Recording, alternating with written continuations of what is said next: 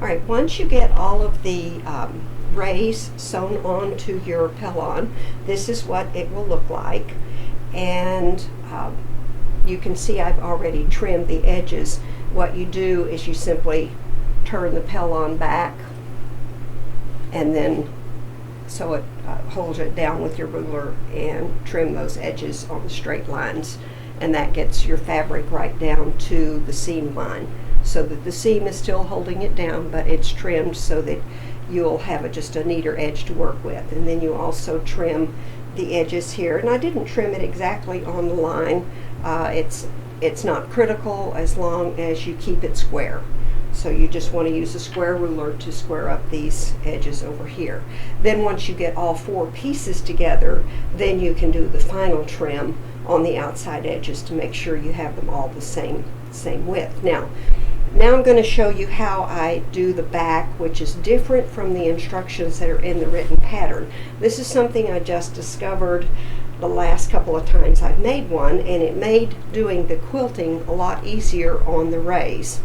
And it involves putting your backing, which is the red, and your batting on each individual piece. Now you'll notice I cut it larger than what I need to do, and that's because I'm going to add if you decide to add a border, you need to have the backing back there for your border. And what you do with the border is you just line it up here, sew it on all through all 3 thicknesses, and then fold it over and do your final trim with that. So you need to add extra backing and batting on these 2 outside edges. You also need a little bit more here and a little bit more there because of the cross that's going to be in there, and you need to have enough to join these pieces up, and I'll show you later how to join those pieces up. But for right now, there's no trimming on the edge where this is going to join with the next piece, and there's no trimming here on the piece that's going to join here. And that's so that if you need some adjustments to make for how it fits together, you've got a little extra fabric there that you can make those adjustments. Now, once you've gotten it flat like this, you can choose to either spray your pieces down, or you can choose to pin them down. That's totally up to you. But I wanted to just show you how this looks so that you can get an idea for why you need to have the extra batting here and here. So once you secure that down, then you will go to, I'll show you what it looks like from your quilting.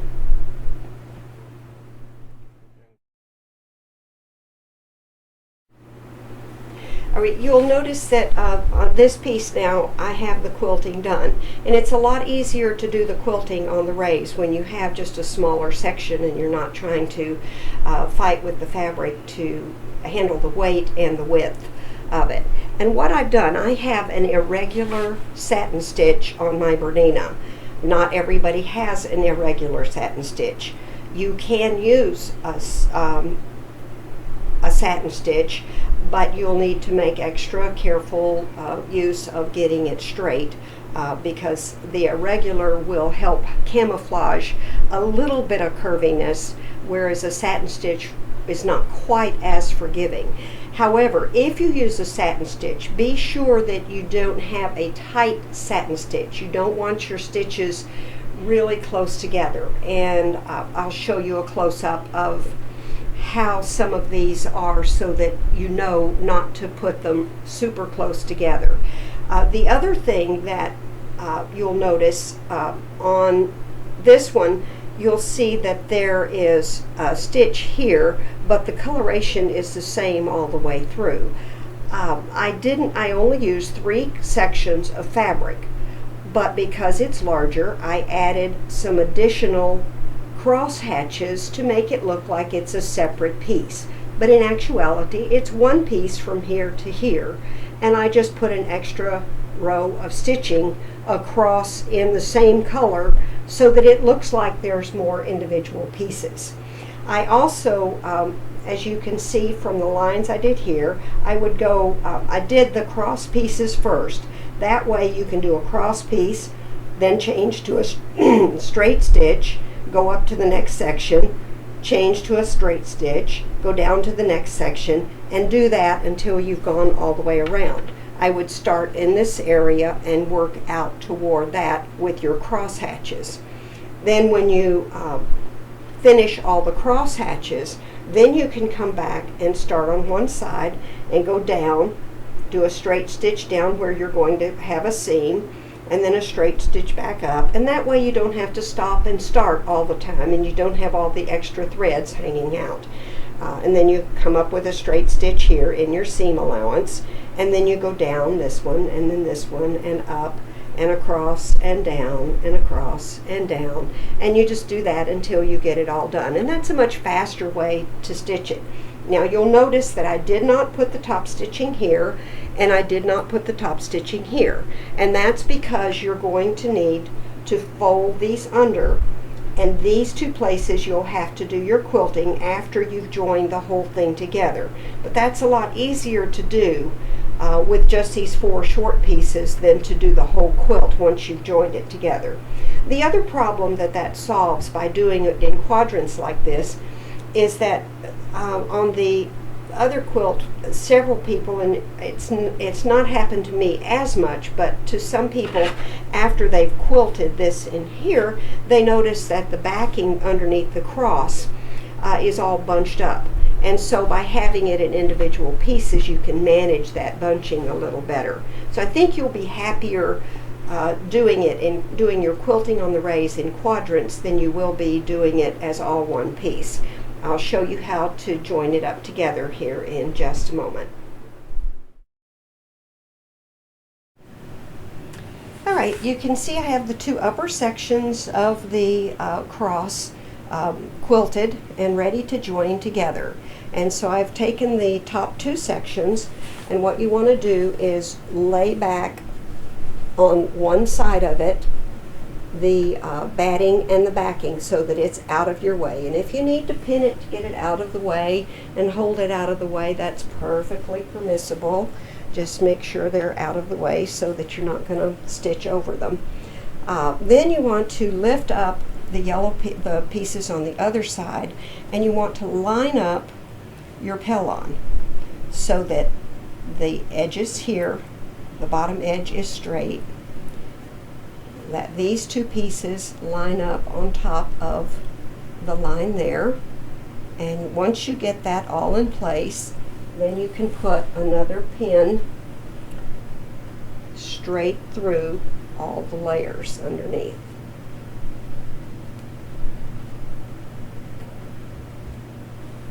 And then you can put another pin straight through this.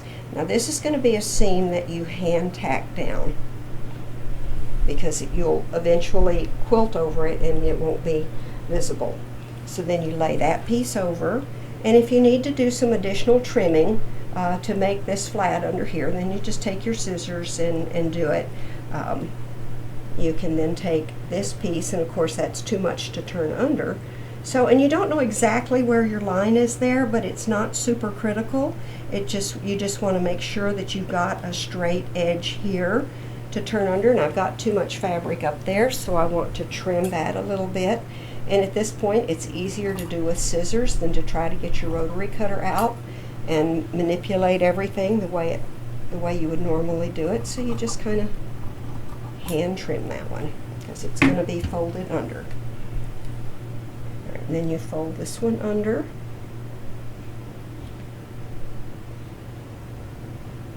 and you can pin it down if you want, or you can use glue, whichever works best for you, because this is going to be a seam that you hand tack down. You use a blind hand stitch to hold it in place. And you're not quite ready, and then you get that one tucked under. This is probably the most tedious part of what you're doing on the quilt, but you just line it up, and remember, you will be quilting over this with your irregular stitch once you get the back done, but you won't be doing that until you get the back joined together. And And then the hand stitching is merely to hold everything in place. So see, you've got that laid down now, and you simply take your hand stitching and sew that seam down. You can sew it all the way into the batting. I wouldn't go necessarily through to the back at this point, but at least get the fabric and the pellon and some of the batting if you want to in your hand stitching there. And then once you've done that on this seam, then you will take and simply do the same thing on all the other joints for your quilt. And once we get this done, then I will turn it over and show you how you join the back together. All right, you can see I've got the this part stitched down, and in a hurry, if you don't get it completely straight when you do your top stitching, you can finish straightening that out. So that's what it looks like on this side. Now we're going to turn it over and get things straightened up on the back side. Now you want to make sure that you have that laying flat again, and of course when you have all four pieces together, you want to make sure that you have all four pieces laying flat, and you'll need a table surface to work on that you can get the whole thing on. Then you're going to keep one of them folded completely out of the way, and then you're going to take one of them and fold your backing out of the way and just leave your batting there. And then because you've got your cross in here, that's where you're going to line everything up.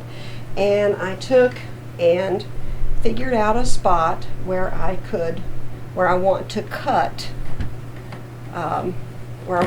the batting. And you're going to want to use a straight edge on the batting, but of course you don't want to cut it all the way through here, or you'll cut the front piece as well. So what I'm going to do now is just draw a line that gives me room between where I need to be, and it's kind of an arbitrary, you just sort of feel to see where your thickness is. My thickness is right here, and so I need to cut it smaller than that so that this piece can come over and meet that one. But you cut them one at a time. Then you get your ruler out of the way, and you take everything and turn it over so that you have it with the flat side down. The big thicker side you want on the top for right now, but your line's on the bottom. So how do you deal with that? Well, first of all, you make sure you get your backing fabric completely out of the way, and then you turn it over so that your line, and fold it on the line so that you kind of get an idea where that line was, and you just finger press it, and when you lay it back down, you can see the fold, and you take your ruler, stick it on there, and again you make sure you have nothing else, the batting, backing, everything's out of the way except for this one layer of batting, and then you ruler and cut it so that you have a nice straight edge. Now that you've got that one done, you turn it back over, and you can see and get everything flat again. Now you can see that this other piece, you want it to match right up next to that. So again, you have to fold it so that it creases right up next to that one. You don't want to overlap them. You want them to butt up next to each other. And you can make it a little snug, because if it's a little snug, you can kind of ease them in there. Right? It's better to have it a little snug than to have it too short. So again, I finger press that, only this time when I fold it over, I just draw my line. So I get my ruler on where the fold is and draw my line. And you can use whatever marking pen works for you so that you can see where you're going to cut.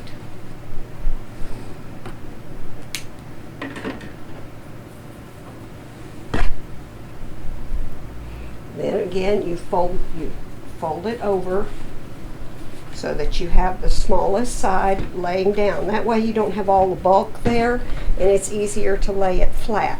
But again, you can't see your line, so you fold it over the other way again this time until you can see your line.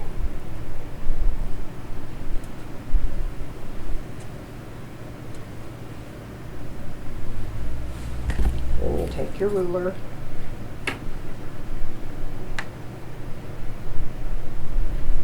and you trim again. And if you trim it a little bit too big, again, that's okay, because you want to be able to match those up next to each other.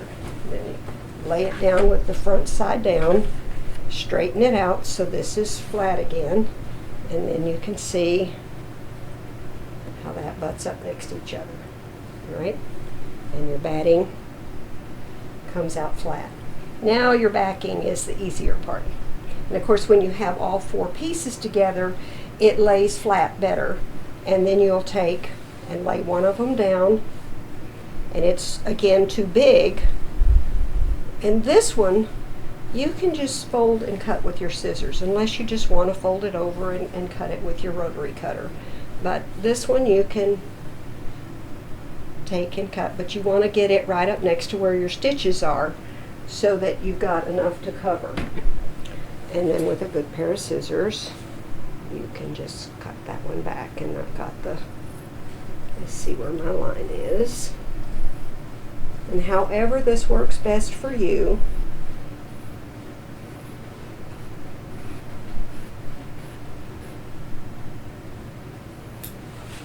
alright, then when you lay this one down, now you can get that one flat. Then you take this one over, smooth it out, make sure everything's flat, and then you're going to just fold over enough, but again, it's too big. So you want to cut it big enough so that you've got a straight edge. Now this one you probably want to get a straight edge cut on it so that when you fold it, you'll have a straighter edge. So this is where the line is, but you'll want to cut it about an inch bigger. And again, you can mark it so that when you fold it over and then fold under a seam allowance, you'll have plenty of overlap and you won't have to worry about it. And if this red one doesn't mark it, which it may be hard to see the red one, I can see that. Let me get my black one out just to be sure that you can see it well. We all know how important our toolkits are to us. Here we go.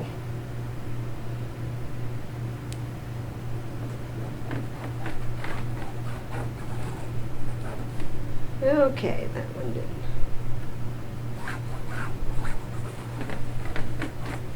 Okay, now I'll turn this one so that I can see that line and cut it along that line.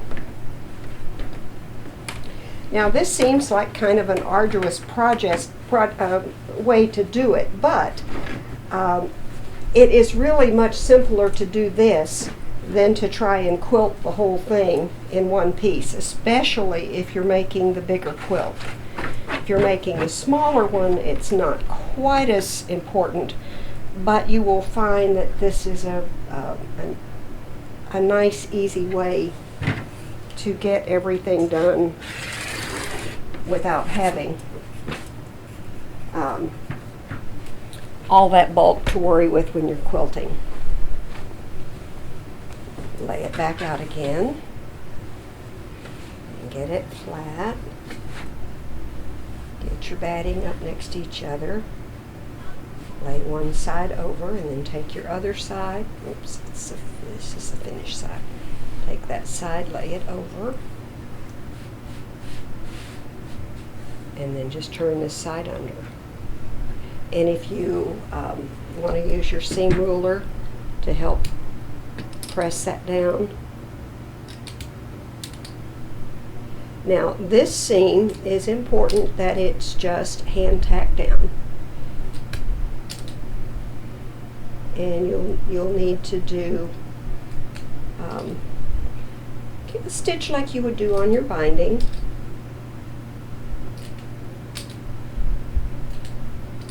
So that it doesn't really show, but it holds it together well. And now and with batiks, the seam ruler works really well on batiks. So now you can see you've got a nice flat seam.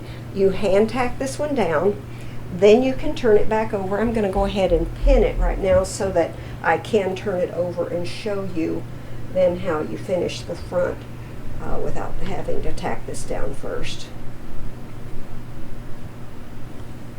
And you would be doing this on all 4 quadrants at the same time.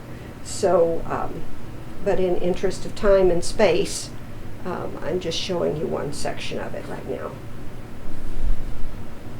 And the instructions for putting the cross on are in the pattern, and those will be the same instructions that you would use on either quilt, whether you did the original version or the stained glass version. So I'm not going to show you putting the cross on either. But you can see now, when I turn it back over, your bats up next to each other. And now you're ready to stitch these 2 seams down first, and then stitch this one down. If you want to add another crossbar anywhere on here, you can. And then you do the crossbars first, and then you stitch this one down all the way through all 3 layers, and then everything will be secure. And you'll be ready then with all 4 sections together to add your cross.